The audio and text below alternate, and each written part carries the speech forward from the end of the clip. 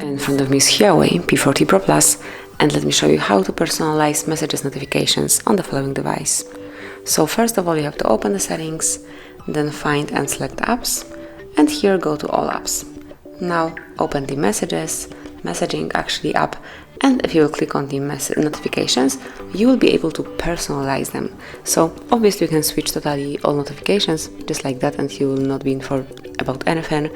But you can also customize it in a different way, so you can activate D&D notifications. It can be banners on lock screen, it's up to you.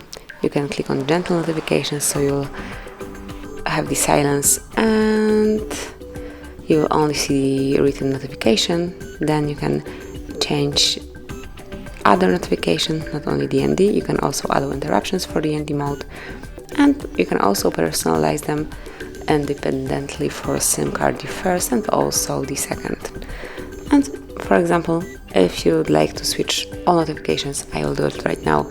Just turn it off, and from now on you will not receive any notification about new message. So this is it, that will be all.